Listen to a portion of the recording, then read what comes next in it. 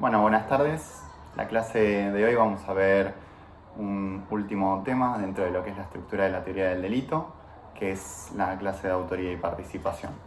La idea de esta clase va a ser hacer una introducción con algunas aclaraciones previas importantes para comprender de manera total cómo va a ser el tipo de caso que vamos a analizar, sobre todo en el examen. Vamos a ver acerca de la necesidad o no de distinguir entre autores y partícipes, qué teorías se han utilizado para aquellos que sostienen que es necesario distinguirlo, que les adelanto es la postura mayoritaria, y veremos en concreto qué diferentes calidades de atribución existen dentro de autoría y dentro de participación. Sobre todo dentro de lo que es esta clase, ustedes saben que la mayoría de los delitos, el código establece que en general apuntan a ser cometidos por una persona. Por ejemplo, el artículo 79, que es el homicidio, cuando nos dice el que matare a otro, nos habla de alguna forma una singularidad de sujeto que lleva a cabo ese actuar. Más todos sabemos que una conducta como homicidio puede ser tranquilamente llevada a cabo por más de dos sujetos. Por ejemplo, en el caso en el cual uno agarra y el otro acuchilla a la víctima, ahí tendríamos el involucramiento de dos distintos sujetos. Bueno, en la clase de hoy vamos a ver cómo es que definimos esos tipos de intervención delictual plural. En cuanto a las aclaraciones previas, tres cosas. En primer lugar, como bien ustedes saben, por lo menos ya para esta altura de la materia, nuestro Código Penal se divide en dos grandes partes, la parte general y la parte especial. La parte general prevé o regula las cuestiones vinculadas con la participación, la autoría y participación, con la tentativa, obviamente con cuestiones genéricas que hacen el sistema de derecho penal. Por el otro, en la parte especial, lo que nosotros vamos a encontrar son la descripción de los distintos tipos penales, es decir, los delitos. Dentro de lo que va a ser esta clase, lo que nosotros vamos a ver van a ser precisamente las pautas generales previstas entre los artículos 45 y 49 del Código Penal, y no nos vamos a involucrar en aquellos supuestos en los cuales dentro de la parte especial el propio tipo penal establece, por ejemplo, el involucramiento de varias personas. ¿Por qué? Porque eso es el análisis de la parte especial, de los delitos de la parte especial, que claramente excede esta materia introductoria. Estos son en general llamados delitos de encuentro y que exceden. Nosotros vamos a ver los típicos hechos como por ejemplo homicidio, robo, estafas, en los cuales intervienen o están involucradas varias personas. Para el análisis de estos delitos de encuentro en especial, es necesario simplemente recurrir a lo que es la descripción del tipo penal y analizar su contenido. Y finalmente, una última aclaración, que es la delimitación de lo que va a ser sobre todo el abordaje en esta clase. Nosotros hemos visto a lo largo de este año que dentro de la clasificación de delitos podemos encontrar distintos subtipos, si se quiere. Por un lado tenemos los de comisión, por el otro de omisión. Estos delitos a la misma vez, desde un aspecto subjetivo, pueden ser algunos dolosos, otros encontraremos también que son culposos. Y la clase de autoría y participación dentro de esta materia introductoria del derecho penal va a ser enfocada a los delitos de comisión dolosa.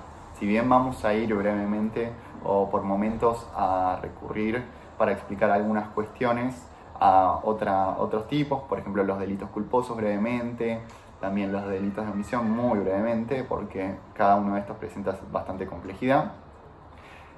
Nos vamos a concentrar sobre todo en los delitos de comisión dolosa. Entremos entonces en lo que es el primer tema, que es definir si resulta o no necesario distinguir entre autores y partícipes. Vamos a tener en la bibliografía obligatoria dos grandes posturas o corrientes o formas de conceptualizar a los autores y la necesidad o no de distinguirlos con los partícipes. Si bien existen otras, nos vamos a enfocar en estas dos. La primera es el concepto unitario de autor. la cual establece que en realidad la distinción no es necesaria. Todo aquel que realice un aporte o una contribución en un hecho ilícito, previsto por supuesto penalmente, será considerado autor. Es claramente una noción extensiva del concepto de autor, porque involucra en esa calidad a todo aquel que realice cualquier tipo de aporte, sea prescindible, sea prescindible o imprescindible, cualquiera, será considerado autor. En algunos sistemas se toma esta concepción unitaria de autor, pero se los limita para cierta clase de delitos. Sobre todo, en general es normal que esta conceptualización se aplique para lo que son los delitos culposos. Es decir, que en los delitos culposos, por ejemplo, un homicidio culposo, todo aquel que realice un aporte causal a ese hecho criminal será considerado coautor del homicidio culposo. Luego tenemos la conceptualización que se llama restrictiva, concepto restrictivo de autor, y que es en general dominante en Argentina, España y Alemania, que parte de la base de la necesidad de distinguir entre autores y partícipes. El autor será de alguna forma como el personaje principal, mientras que el partícipe tendrá una función, si se quiere, secundaria. Esto está vinculado también con una de las características básicas que va a tener la participación, de lo cual hablaremos un poco más adelante, que es la característica de accesoriedad. Esto no se lo pueden olvidar nunca porque es una de las cuestiones más importantes para el análisis de los casos que vamos a ir viendo. La participación siempre es accesoria, es decir, vamos a tener que probar, en primer lugar, un hecho principal llevado a cabo por un determinado sujeto, y respecto al cual la participación va a tener un carácter de accesorio, es decir, el hecho principal y la participación accesoria. Por otro lado, también en general debemos comprender que por regla participar en un hecho ajeno va a ser menos grave que realizar un hecho propio. Por supuesto, esto es lógico desde el momento en el cual el dolo de uno va a ser menor, el injusto, que cuando uno mismo está llevando a cabo la ejecución de un determinado delito. Es decir que, en principio, de acuerdo a esta aproximación, resultaría necesario que la participación tenga una escala penal que la de los autores. Sin embargo, esto no necesariamente es así. Nuestro código, en los artículos 45 y 46, fija la misma escala penal para varios de los sujetos y únicamente hace una diferenciación para el caso de un partícipe cuyo aporte es prescindible. Ahí sí se prevé una escala penal menor a la de los autores, pero es el único caso. De esto nos vamos a enfocar también un poquito más adelante. Entonces, dentro de lo que es el concepto restrictivo de autor, en la cual se distingue o se hace referencia a la necesidad de distinguir entre autores y partícipes, vamos a tener el problema de, bueno, ¿cómo distinguimos entre autores y partícipes? Y ahí vamos a encontrar distintas teorías. En primer lugar, la teoría subjetiva parte de la base de que debe ser considerado autor quien quiere el hecho como propio, mientras que el partícipe será aquel que considera el hecho como ajeno. Es una noción que tiene bastante historia y por supuesto hoy en día ha sido claramente abandonada por la simple lógica de que no puede definir la participación de una persona como autor o como partícipe de un determinado hecho ilícito simplemente por lo que esa persona crea. Obviamente faltan algunos parámetros objetivos que permita definir precisamente qué tipo de atribución corresponde a asignarle a esa persona. Posteriormente vinieron teorías objetivas. Por un lado, la teoría formal objetiva, que establecía que es ser autor aquella que realice la acción típica. Nosotros habíamos visto, dentro del nivel de la tipicidad, que uno de los elementos permanentes es verificar que se ha realizado el verbo típico. El verbo típico es aquella acción que prevé el tipo penal. Supongamos que tomamos el caso del homicidio, bastante básico, establece el que mataría a otro. Entonces el verbo típico es matar. Será autor todos aquellos que realicen esa acción típica. Por ejemplo, si hay varias personas que empiezan a acuchillar a una víctima, todos ellos mataron a esa víctima. Entonces, a partir de esta pauta objetiva, se podía delimitar y no dependía únicamente de la subjetividad que tenga el individuo que realizaba las acciones. Claro que nos encontrábamos con otro tipo de problemas, porque supongamos el caso de nuevo, un homicidio en el cual una persona agarra a otra mientras que un tercer sujeto la acuchilla. Ninguno de nosotros dudaría que eso sería un claro caso de coautoría, es decir, tenemos dos personas que están llevando a cabo la ejecución de ese hecho.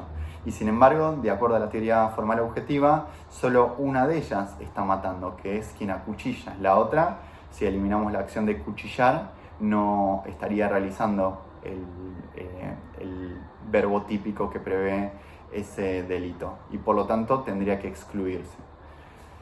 De alguna forma vino a intentar subsanar estos problemas lo que se conoce como teoría material objetiva, que partía de la base de que lo que define a un autor y lo distingue de un partícipe es que realiza un aporte imprescindible para la ejecución de ese hecho, a diferencia del partícipe, que es claramente sustituible.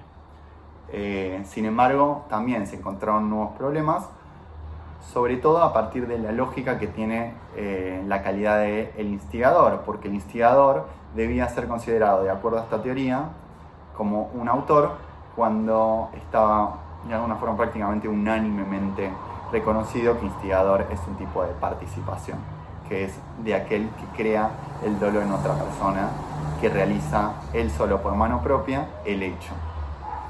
Al realizar el instigador un aporte imprescindible sin el cual el hecho no hubiese sucedido, de acuerdo a la teoría material objetiva debía considerárselo como un autor. Entonces claramente no terminaba de dar una respuesta satisfactoria. Luego vino lo que viene a ser conocido como la teoría del dominio del hecho, que es al día de hoy una de las más receptadas en los distintos ordenamientos, tanto en España como en Argentina. Establece que, por supuesto, dentro del concepto restrictivo, es decir, dentro de la necesidad de distinguir entre autores y partícipes, será autor quien tiene el dominio del hecho. ¿Y qué es el dominio del hecho? Es la posibilidad de emprender, proseguir o detener el curso causal del delito. En términos más llanos, es autor quien domina finalmente la ejecución del hecho. Maurach decía que es quien tiene dolosamente en sus manos el curso causal del suceder típico. Es decir, de alguna forma quien tiene ese señorío sobre los hechos que están ocurriendo. De acuerdo a la voluntad de las personas que intervengan, la voluntad de los autores será determinante para que se realice el acontecer causal de acuerdo al plan criminal.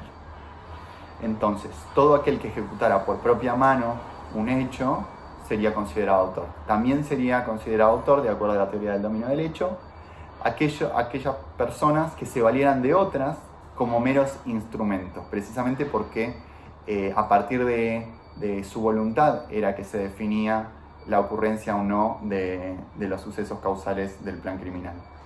Y finalmente, el tema de la coautoría estaría vinculada, como veremos más adelante, a que cada uno de ellos, cada una de las personas que interviene de manera funcional en un determinado hecho con distribución de tareas, tiene ese señorío, tiene ese dominio de la parte que le corresponde. Si no tiene el señorío o el dominio de la parte que le corresponde, no podrán ser considerados autores. La teoría del dominio del hecho es la que fue más receptada en los diferentes ordenamientos legales, precisamente por esta posibilidad de emprender a partir de distintas directrices,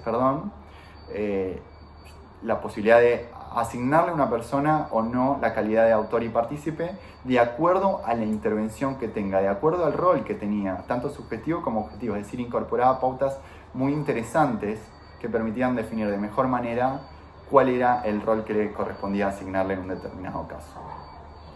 Sin embargo, también se encontró la teoría del dominio del hecho con un grave problema que fue traído a la luz por el profesor Roxin, quien estableció que en general los sistemas penales reconocen en realidad dos clases de delitos, y esta teoría del dominio del hecho únicamente funcionan para aquellos delitos de dominio, que son en general la mayoría de los tipos penales receptados: el homicidio, el robo, la estafa, las amenazas.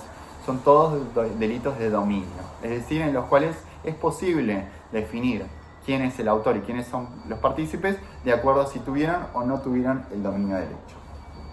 Sin embargo, Roxin dijo, este no es el único tipo de delitos que existe. Existen otros delitos que son los delitos de infracción de deber, que actualmente se encuentran muy desarrollados. Acá en Argentina, uno de los profesores que más los desarrolló es Fernando Córdoba, y que no pueden ser explicados en cuanto a la necesidad de distinguir entre autores y partícipes de acuerdo a la teoría del dominio del hecho, sino de acuerdo a una relación especial que existirá entre la persona con los deberes que se le ponen a su cargo.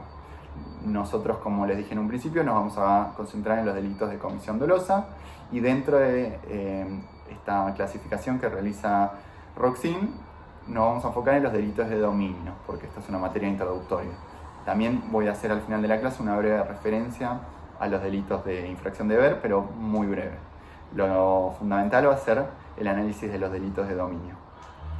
Ya ingresando entonces en lo que son los delitos de dominio, es decir, aquellos en los cuales es posible identificar al autor como quien tiene el dominio del hecho, vamos a ver la clasificación que existe de los distintos autores posibles en nuestro ordenamiento jurídico.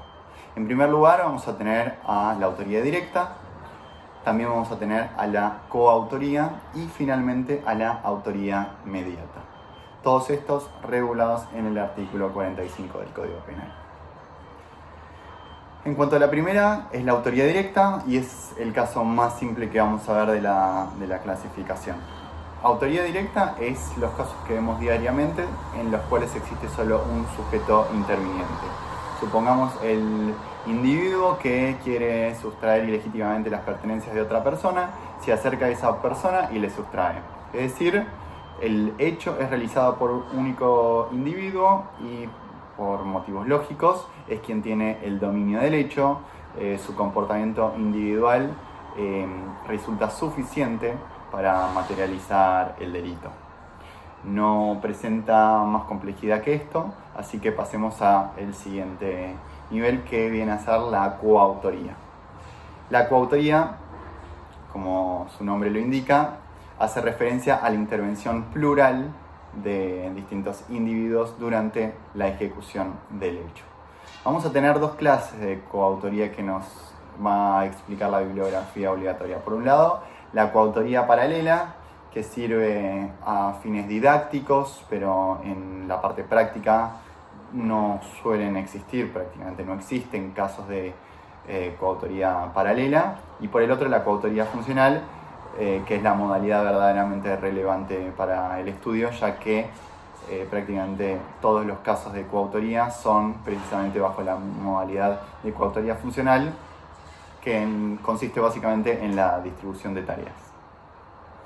En primer lugar, respecto a la coautoría paralela, vienen a ser aquellos casos en los cuales intervienen dos o más personas que realizan, a partir de comportamientos individuales, lo que ya resultaría suficiente para justificar una autoría directa. ¿Esto qué significa?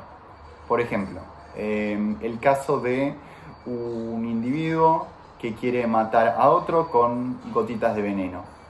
Pone una determinada cantidad de gotitas de veneno y se retira. Y viene otro sujeto sin acuerdo previo, sin ningún tipo de puesta en común respecto a lo que cada uno iba a hacer, y realiza exactamente la misma acción. Ambos ponen las gotitas de veneno que resultan suficientes para provocar la muerte de la víctima. Cada uno de estos casos resultaría, analizados de manera individual, resultaría suficiente para atribuirles a cada uno el homicidio en calidad de autores directos. Pero bueno, precisamente por la circunstancia de no existir un plan en común, cada uno de ellos no haberse puesto de acuerdo para llevar a cabo dichas conductas, ya que en ese caso tendríamos que hablar de una coautoría funcional. Lo que la doctrina estudia es precisamente bajo la modalidad de una coautoría paralela. De nuevo, es un caso en el cual se estudia a nivel dogmático, más en la práctica no es normal analizarlos. Sí es importante la coautoría funcional, que se distingue básicamente por la característica de existir una división del trabajo. Es decir, existe dentro de un plan criminal entendido no en el sentido estricto de que tiene que existir, me imagino a La Casa de Papel con una planificación por un montón de tiempo. No, el plan puede incluso ser implícito si cada uno de los individuos sabe lo que va a llevar a cabo. Por ejemplo, 3 individuos están caminando por la calle, ven un sujeto y de alguna forma como un dolo implícito se dirigen a sustraerle sus pertenencias, mientras que uno de los 3 controla que no se acerque ningún policía. No existió una planificación expresa, más nadie dudaría en que los 3 de manera inequívoca están llevando a cabo un hecho que involucra precisamente a los 3 sujetos. Existe entonces una distribución de tareas, cada uno tiene un determinado rol y a partir de la intervención de todos ellos es que se produce el suceso, ocurre el plan. La característica de la coautoría funcional es que existe un codominio del hecho. Habíamos dicho que el dominio es esta posibilidad de emprender, proseguir o detener el curso causal de un determinado delito, de un determinado plan. Acá vamos a tener que no existe un dominio único, que es lo que sí tendríamos en la autoría directa, sino un codominio del hecho. Es decir que cada uno de ellos va a tener una porción del señorío, de la posibilidad de dominar la parte que le corresponde ejecutar. Aquí es cuando se habla de dominio funcional, es decir que el aporte que tiene cada uno de ellos es imprescindible para que el delito pueda cometerse de acuerdo a la forma en la cual lo habían planeado. Esto no significa que tengamos que aplicar una fórmula similar a la conditio sine qua non. Lo que uno tiene que tratar de hacer es entender cómo funciona la mecánica de un determinado plan delictual. Por ejemplo, yo me propongo robar un banco. Entonces, alguien va a tener que estar en la entrada controlando que no vengan policías. Otro va a tener que acercar el auto, mientras que una persona se va a dirigir a las cajas y robar, y otro se va a parar al lado del policía amenazándolo con un arma. Cada uno de ellos desempeña un rol fundamental para el plan delictual que fue ideado. Entonces, a partir de esto es que nace la noción de codominio funcional. Cada uno tiene esa porción de aporte imprescindible para la ejecución de acuerdo a lo que se había previsto del plan, y por lo tanto, en ese sentido se tiene el codominio funcional. Las características fundamentales de la coautoría funcional son que tiene que existir una decisión común, es decir, debe haber un plan acordado, y esto es lo que fundamenta precisamente que se le impute a cada uno de los intervinientes la parte de los demás. Es decir, que si bien yo me quedé en la puerta controlando que no viniese la policía, yo no puedo alegar que no corresponde que se me impute por el principio de culpabilidad lo que hicieron los demás, porque yo no lo hice. Eso sería una incomprensión de lo que es el codominio funcional, precisamente porque a partir de la distribución de tareas, de la división de trabajos que existe en el plan criminal, es que yo asumo y me es atribuible aquello que hacen también los demás, siempre que forme parte del plan de común acuerdo. Siempre que se exceda, esto habrá que hacer un análisis casuístico, podrá eventualmente no atribuírseme aquello sobre lo cual el plan original no contemplaba. Por ejemplo, vamos a robar y a alguno de los sujetos por alguna extraña razón ajena y sin mediar ningún motivo razonable dentro del plan que había sido planeado, decide matar a alguien. Por ejemplo, dentro del robo, el sujeto que tenía el arma encuentra a su enemigo de por vida y le dispara. En ese caso, a los restantes no les será atribuible el delito de homicidio porque precisamente constituyó un exceso. Esto igualmente lo vamos a ver con un poco más de profundidad al final de esta charla.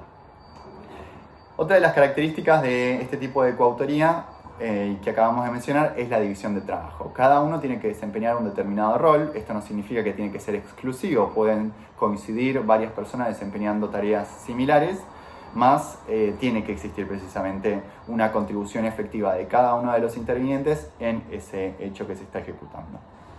También debe existir el codominio del hecho, que es esta cuestión del dominio compartido, el señorío sobre aquella porción que me corresponde a mí como coautor desempeñar.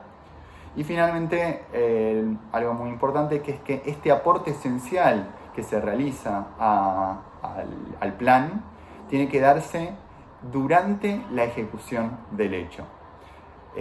Como vimos las clases pasadas en el tema tentativa, es muy importante que ustedes entiendan bien la noción de lo que se conoce como iter criminis, es decir, en qué momento son los llamados actos preparatorios, cuándo comienza a ejecutarse el delito y cuándo se consuma.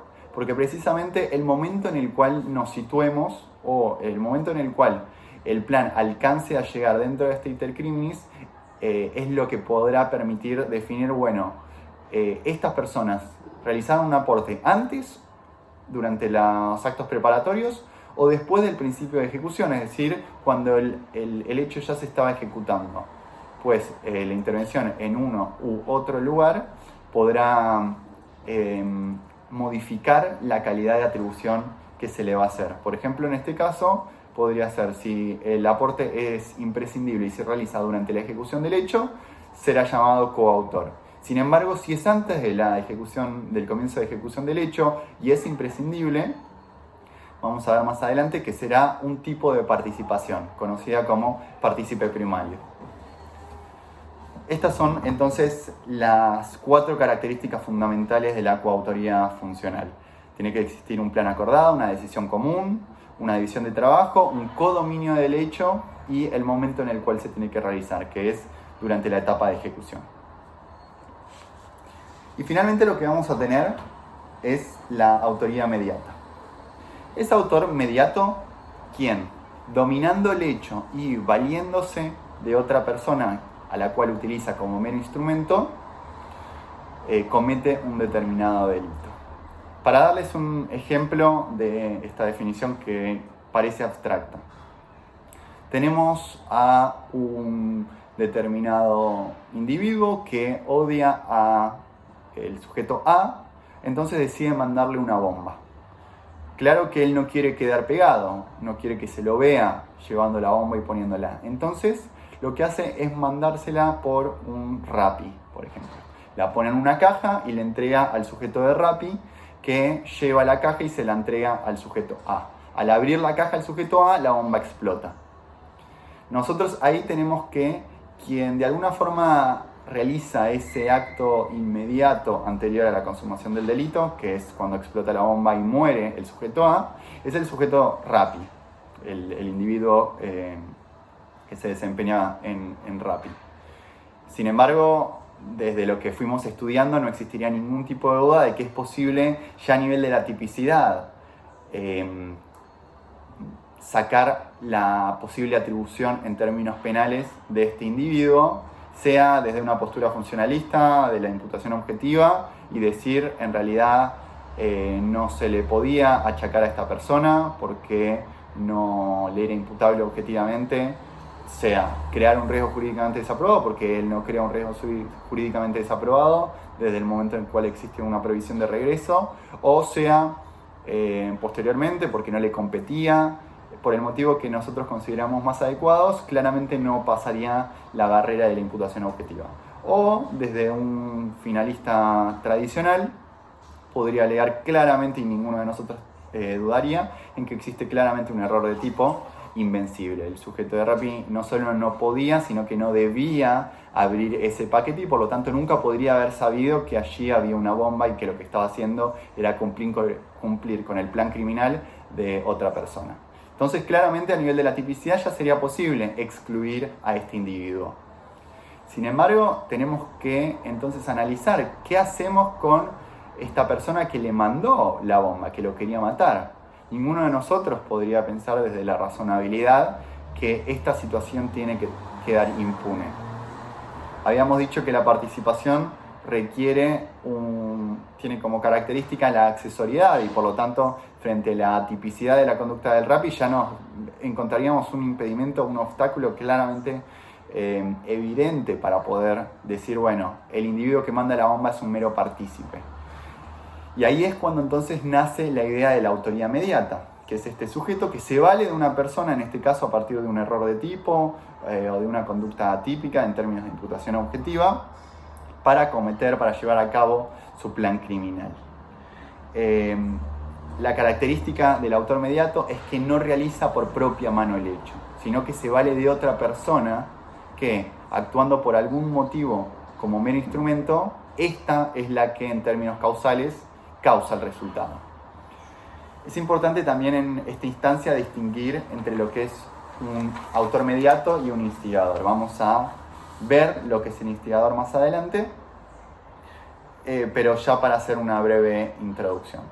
El autor mediato, como es autor, y habíamos dicho que todo autor tiene que tener el dominio del hecho, sea el dominio exclusivo en los casos de autoría directa, o sea, por ejemplo, el codominio funcional en la coautoría funcional. El autor mediato también tiene que tener el dominio del hecho. Tiene el dominio del hecho, pues se concreta a partir del control de la voluntad del instrumento. Es decir, el autor mediato, en el caso que les acabo de dar, controla la voluntad de alguna forma del individuo de Rappi, porque el individuo de Rappi no sabe que está llevando a cabo un homicidio al transportar la bomba.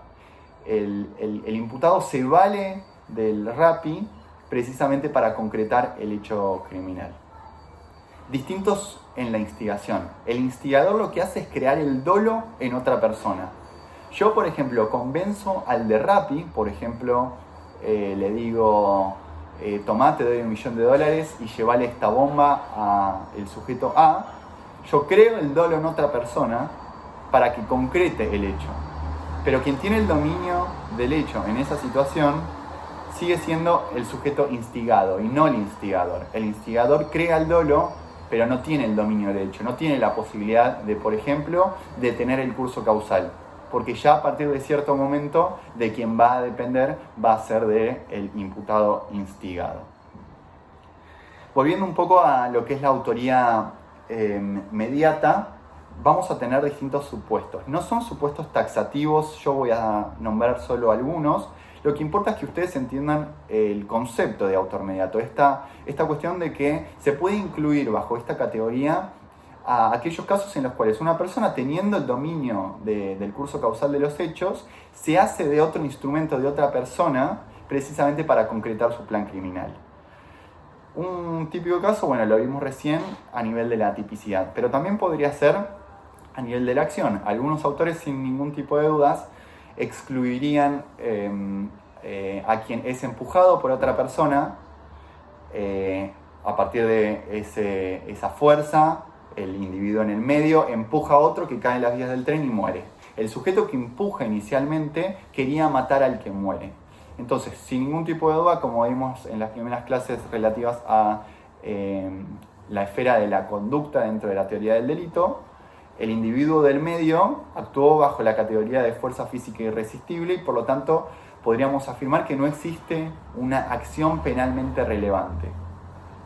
Sin embargo, todavía nos queda analizar el primer individuo, el que comienza a generar ese empujón que provoca el otro empujón con el que la víctima cae a las vías del tren y muere.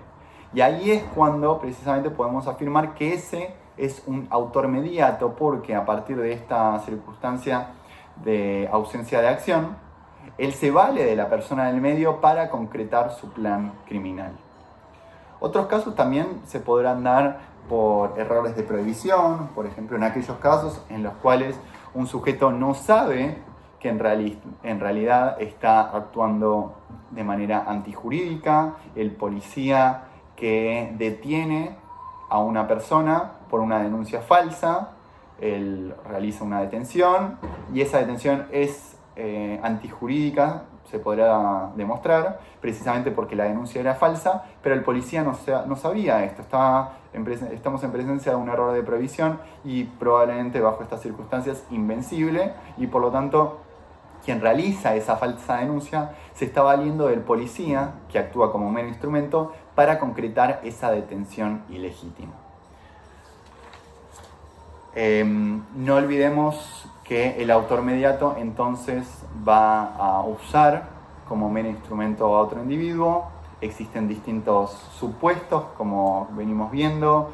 Puede también existir el caso de que el instrumento actúe sin libertad por motivos de coacción, sin dolo, como vimos en el caso del cartero, desde una postura finalista, o incluso cuando el propio mero instrumento actúa dentro de un aparato de poder en el cual simplemente cumple con un rol o es eventualmente sustituido. Son todos supuestos en los cuales alguien se vale de estas personas para concretar un hecho criminal que no realiza por propia mano, sino a partir del instrumento.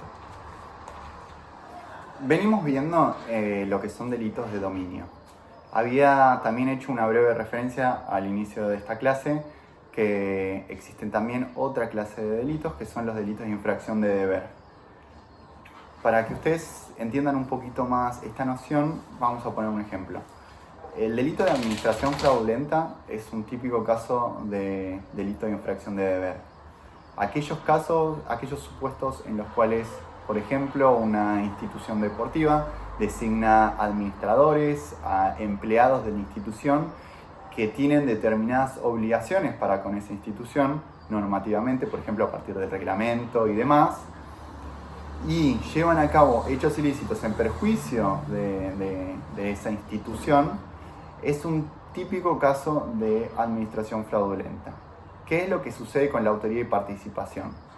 En estos casos, la autoría y participación no se define por quien tiene el dominio del hecho, precisamente porque no estamos en presencia de delitos de dominio, sino, como bien dije al principio, de infracción de deber. Y lo relevante es determinar quiénes tienen ese deber institucional.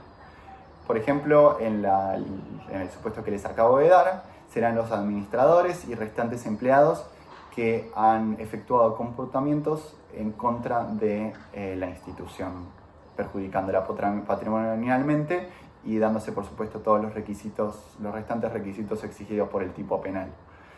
Pero que queden claro que en estos supuestos lo relevante no es quién tiene el dominio del hecho, como si sucede en los delitos de dominio, sino la relación preexistente definida normativamente entre el sujeto y el bien jurídico protegido.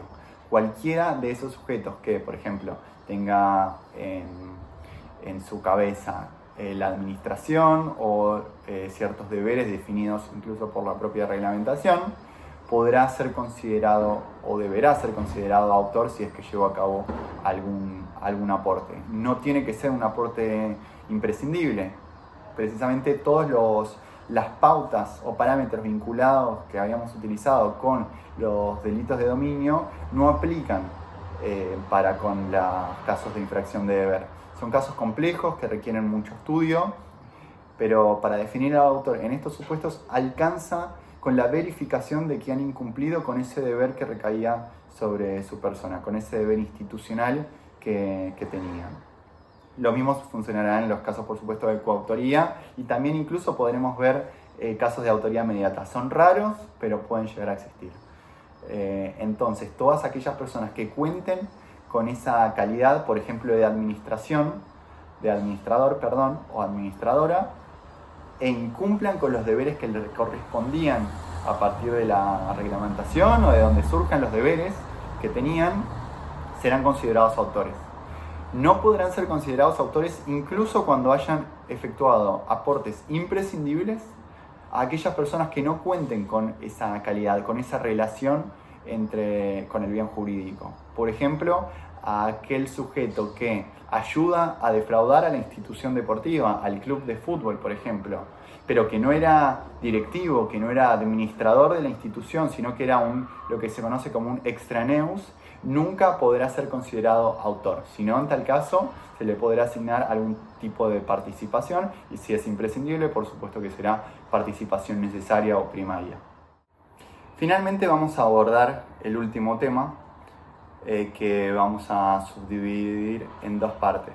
En primer lugar vamos a hablar acerca de las pautas generales de la participación criminal y luego vamos a ingresar en el estudio de los dos supuestos o modalidades que establece nuestro ordenamiento jurídico respecto a la participación criminal, que son, les adelanto, por un lado instigación y por el otro complicidad.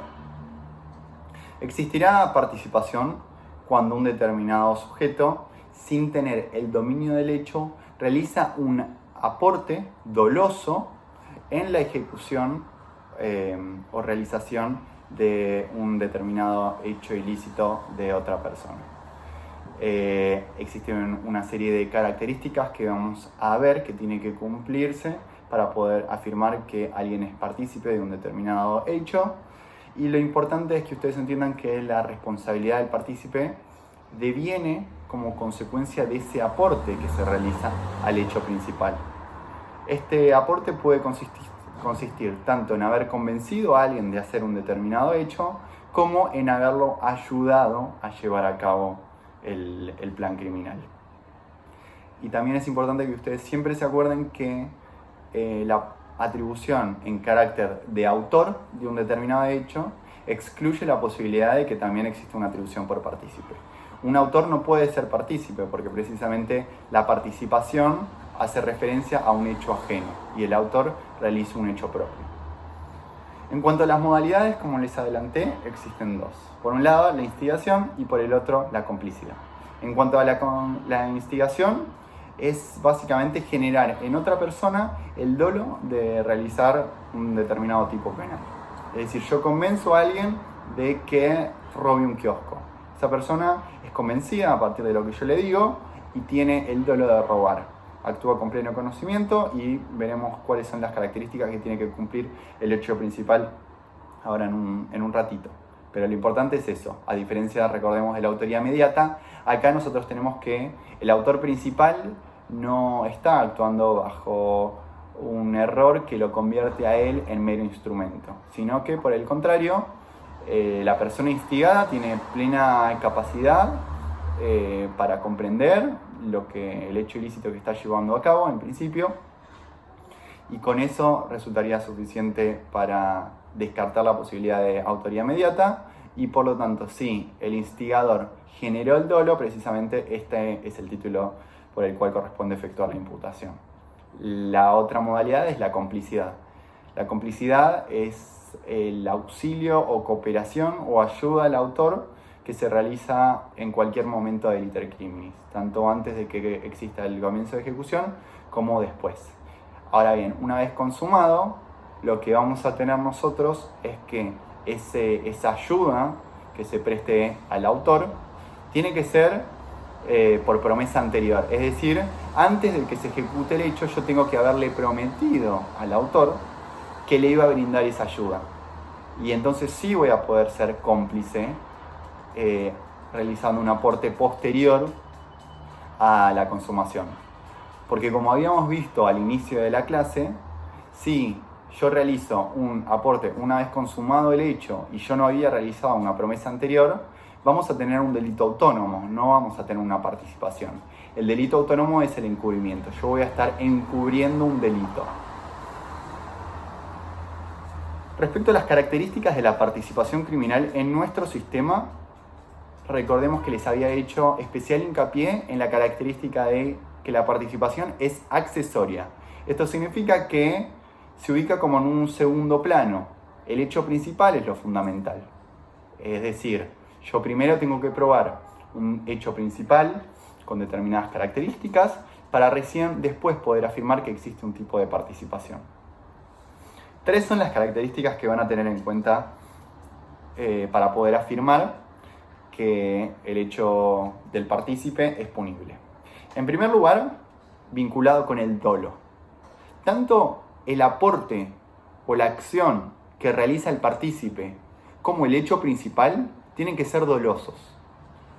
Es decir, que si alguien realiza un aporte doloso sobre un hecho culposo, no vamos a tener participación.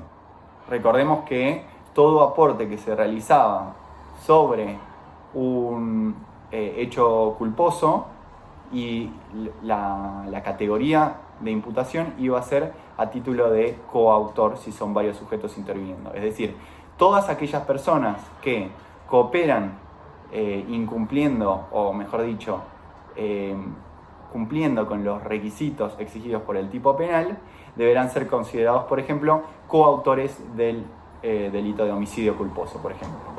Si alguien realiza un aporte doloso sobre un delito culposo, lo que podremos analizar es eventualmente un delito autónomo, pero no podremos decir que se está participando en un hecho culposo, porque los delitos culposos en nuestro sistema, en el alemán, toman el criterio único, es decir, todo aquel que realiza un aporte que es causal del resultado será considerado coautor de ese delito culposo. Por ejemplo, una mala praxis en el cual intervienen varias personas que incumplen con las normativas correspondientes, cada uno de ellos será coautor, incluso aunque la intervención de algunos de ellos haya sido anterior a que el delito de homicidio culposo comenzara su ejecución. Tampoco si yo por imprudencia realizo un aporte que causalmente resulta aporte a lo que es un hecho principal doloso, por ejemplo un robo o un homicidio, se me podrá atribuir a mí esa participación, porque la participación tiene que ser dolosa.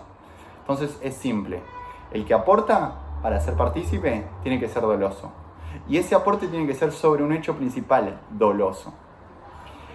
Otra de las características es el grado de realización que tiene que tener el hecho principal.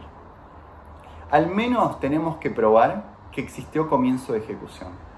Es decir, que si un plan quedó en los actos preparatorios sin que haya existido lo que ustedes vieron en la clase de tentativa como comienzo de ejecución, no vamos a poder analizar participación, porque sí o sí se tiene que probar, en primer lugar, que existió comienzo de ejecución de ese hecho principal. Es decir, que si yo le brindo las herramientas que van a ser necesarias para llevar a cabo un secuestro a un grupo delictivo, y ese grupo delictivo, mientras está preparando el plan delictual, se acerca el día, desisten de llevar a cabo ese plan sin que haya existido precisamente comienzo de ejecución, no va a ser posible a mí atribuirme participación, porque sí o sí se tiene que probar que respecto al hecho principal ha existido comienzo de ejecución. Y la última de las características está vinculado con el grado de perfeccionamiento del delito. Nosotros habíamos visto que para poder afirmar la existencia de un delito tenemos que poder decir que estamos en presencia de una acción, que esa acción es típica, antijurídica y culpable. La cuestión acá entonces es, ¿yo qué tengo que probar respecto a estos distintos grados para poder analizar la imputación en términos de participación? Es decir, yo en el hecho principal tengo que tener por acreditado que se cometió un delito, una acción típica, antijurídico y culpable. ¿Me alcanza con simplemente probar que existió una acción típica para poder analizar si hay partícipes, si el hecho doloso de una persona puede ser considerado participación? Nuestro sistema jurídico, tanto jurisprudencia como doctrina, se posicionan bajo el criterio que se conoce como accesoriedad limitada, la cual establece que para poder atribuir o analizar siquiera la participación en un hecho ilícito, yo tengo que primero probar respecto al hecho principal que se ha cometido una acción típica y antijurídica. Es decir, no me exige que quien haya llevado a cabo esa acción típica y antijurídica sea culpable. Por ejemplo, el caso de un menor o de alguien que está bajo un error de previsión. bajo un error de prohibición, sí o sí, en estos casos voy a poder hablar de participación porque ya habré probado que existe una acción típica y antijurídica, y es lo que nuestro sistema jurídico exige como mínimo para poder analizar la cuestión. Entonces, si yo, por ejemplo, le suministro el arma a alguien que estaba llevando a cabo una defensa porque lo estaban intentando matar, esta persona agarra el arma, le apunta al individuo y le dispara a un individuo que lo iba a matar, es decir, actuando bajo causa de justificación, la legítima defensa, yo obviamente voy a tener una acción respecto al hecho principal, ese disparo, el homicidio del agresor. Voy a tener una acción, que es el disparo, es típica, tanto objetiva como subjetivamente, no se presentan todos los requisitos exigidos por la figura, le es imputable en términos de la imputación objetiva ese resultado al riesgo introducido por el autor, no hay ningún error en términos de la tipicidad subjetiva. Tengo una acción típica de homicidio, pero esa acción, como ustedes ya han visto, es justificada por el artículo 34 del Código Penal. Y por lo tanto, ese sujeto habrá cometido una acción típica no antijurídica, es decir, justificada. Yo había propuesto en el análisis que el primer individuo le había proporcionado el arma, es decir, había hecho dolosamente un aporte para que realizara la acción típica de matar. Pero como la conducta del hecho principal quedó precisamente justificada por la legítima defensa, yo ni siquiera voy a poder analizar esa participación, porque no tengo un hecho principal que sea una acción típica y antijurídica. Es decir, la participación va a estar limitada en términos de la accesoriedad, porque precisamente no tenemos un hecho principal que cumpla con las características que nuestro ordenamiento exige. También tengamos en cuenta el tema de las circunstancias sobre las cuales uno participa.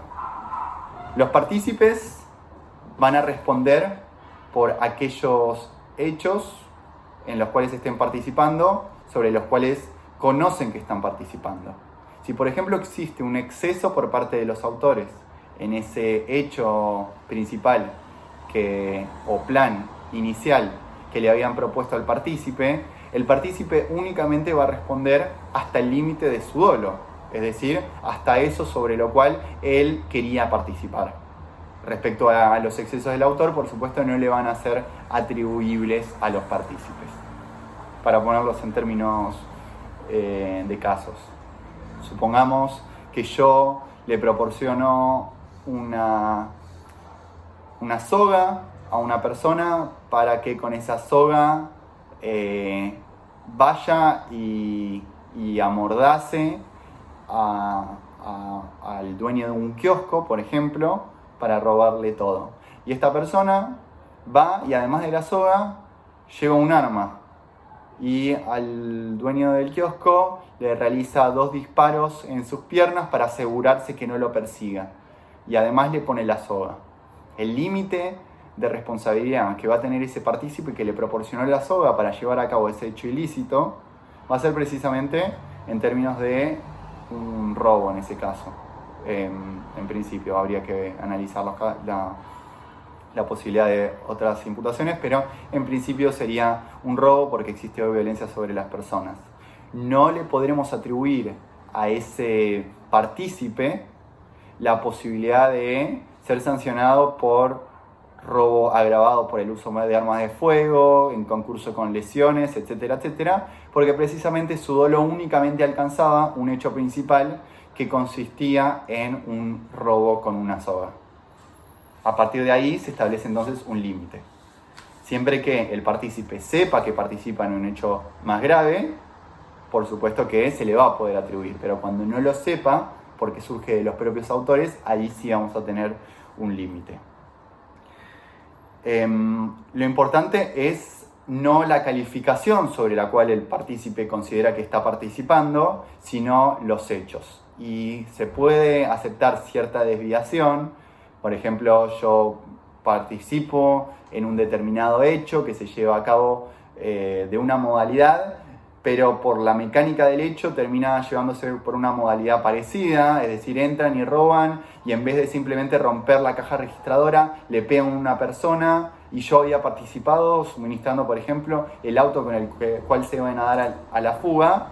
El núcleo de lo que es ese hecho no cambió, no mutó y por lo tanto se me va a poder mantener la atribución por el delito que se cometió. En cuanto a las modalidades, habíamos dicho entonces que se pueden presentar dos tipos de modalidades en la participación. Por un lado, la instigación y por el otro, la complicidad. Dentro de la complicidad, como vamos a ver, además existen una subclasificación entre cómplices o partícipes primarios y cómplices o partícipes secundarios. Pero iniciemos por la primera categoría, que es la instigación, el instigador. Uno es instigador cuando genera en otra persona el dolo de llevar a cabo un determinado hecho ilícito. Concretamente, nuestro Código Penal no ha utilizado las palabras más propicias para su regulación, porque en el artículo 45 se nos habla de que aquel que hubiese determinado directamente a otro a cometerlo. El determinar a otro a cometerlo nos hace más alusión a lo que sería la autoría mediata. Es decir, que al determinar a una persona lo utilizas como mero instrumento y no tanto de la instigación. Más una interpretación histórica en lo que ha sido nuestro sistema y una clara interpretación teleológica de la propia norma, en el cual resulta por lo demás razonable que el legislador haya querido regular y penar este tipo de conductas, ha permitido que a partir de esta noción del artículo 45 también se entienda regulada la instigación. Es importante tener en cuenta que lo que se da en la instigación es una influencia psicológica por parte del autor, por parte del partícipe instigador, hacia el autor del hecho. De alguna forma, alguien convence a otro de que, por ejemplo, robe un supermercado. El autor no tenía ese dolo inicial de robar el supermercado. Si hubiese tenido ese dolo inicial de robar el supermercado, en tal caso, a partir de la contribución o apoyo psicológico que realice el partícipe, se podrá hablar de complicidad, pero no de instigación. Para poder hablar de instigación, sí o sí, el instigador tiene que generar el dolo del hecho en el instigado. Si no, un apoyo psicológico, etcétera, etcétera, podrá dar lugar a otro tipo de participación, pero no instigación. Sí o sí, la inducción tiene por supuesto que estar dirigida a una persona determinada, pero no necesariamente tiene que haber una total precisión del hecho, sino que resulta necesario con que se enmarque dentro de algo lógico. Es decir, yo no necesito decirte matá a tal persona, tal día, en tal horario, en tal lugar, sino que alcanza, por ejemplo, con que te diga matá a tal persona y vos vayas y mates a esta persona. Por otro lado, en cuanto a la complicidad, se entiende a esta como cualquier ayuda, aporte o contribución que se realiza de manera dolosa en el hecho principal. Y esta contribución puede llevarse a cabo en cualquier momento de lo que ustedes vieron en tentativa como iter criminis. Es decir, tanto antes de que comience, de que se dé el principio de ejecución, durante la ejecución o después de una vez consumado, con una característica que es que debe haber existido promesa anterior. Pero vamos por partes. La distinción, en primer lugar, el aporte puede ser tanto como acciones en concreto, como consejos o incluso esta cuestión de apoyo psicológico, de alguna forma que ratifiquen esa voluntad de dolo, esa voluntad de llevar a cabo un determinado plan criminal. La subcategoría que vamos a tener dentro de la complicidad resulta entre los primarios y los secundarios. Partícipes también llamados necesarios y partícipes secundarios. Y la distinción entre unos y otros va a ser de acuerdo a la naturaleza o relevancia del aporte que realicen. Los partícipes primarios van a ser aquellos que realizan un aporte o un auxilio o cooperación sin el cual el hecho principal no habría podido concretarse. Es importante que distingamos estos casos de lo que es coautoría funcional. Recordemos que para ser autor, no importa el supuesto, sí o sí se debía tener el dominio del hecho. En estos casos de partícipes necesarios, lo que vamos a tener es la ausencia por parte de esos sujetos que actúan como partícipes del dominio del hecho. Y por lo tanto, desde la lógica, si realizan un aporte imprescindible sin el cual el hecho no hubiese podido cometerse, pero no pueden realizarlos durante la ejecución, porque si lo realizan durante la ejecución serían considerados autores o coautores, entonces claramente a partir de estas pautas vamos a delimitar cuándo podemos tener un partícipe necesario.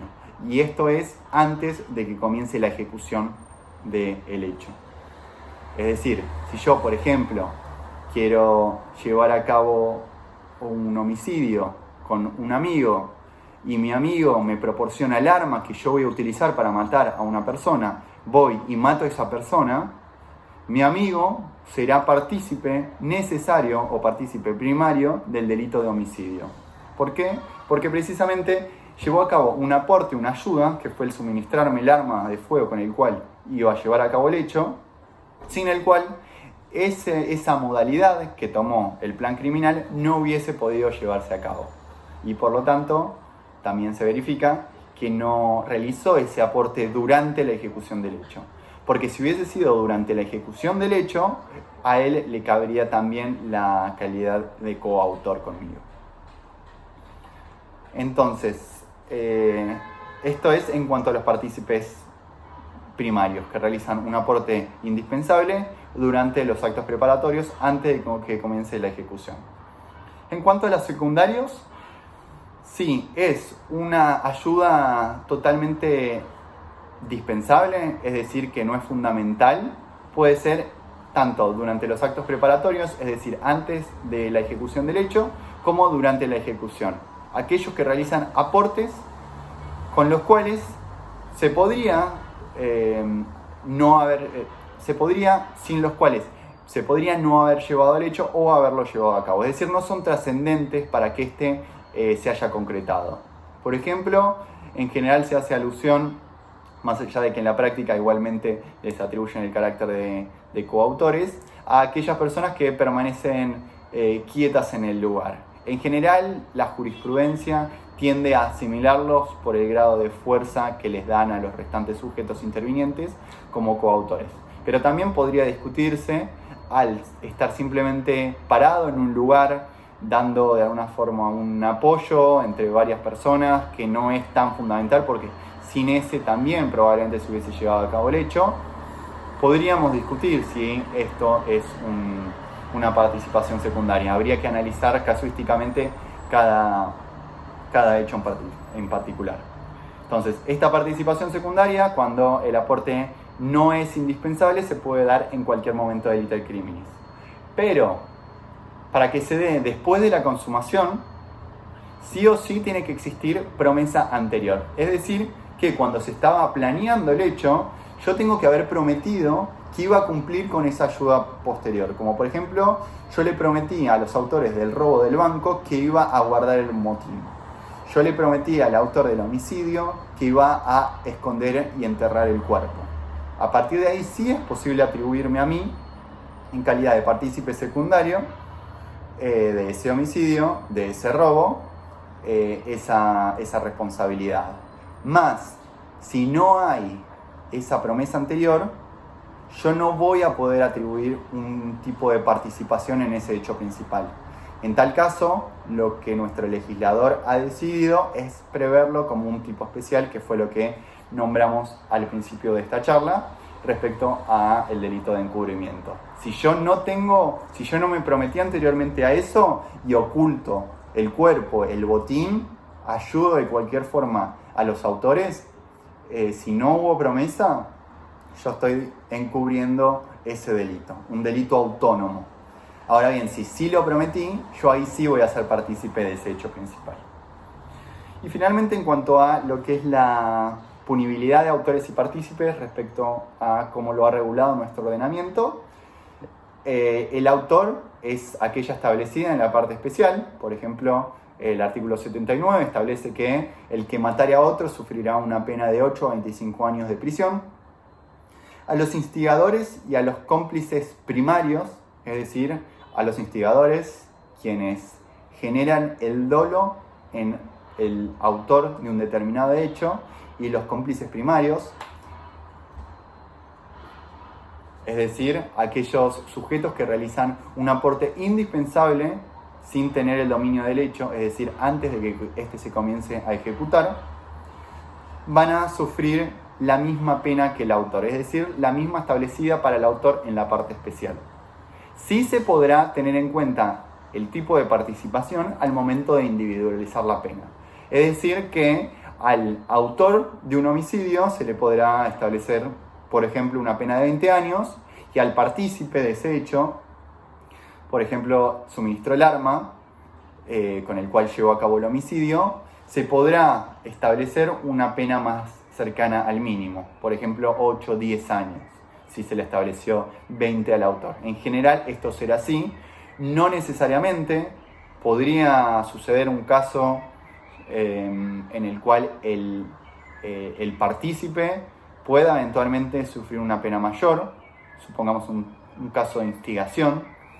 Yo instigo a una persona que no tiene muchos medios para subsistir a que realice una determinada conducta y de esa forma yo beneficiarme, y ahí claramente el injusto del instigador será mucho mayor que el del autor, pero será una cuestión de analizarlo caso a caso.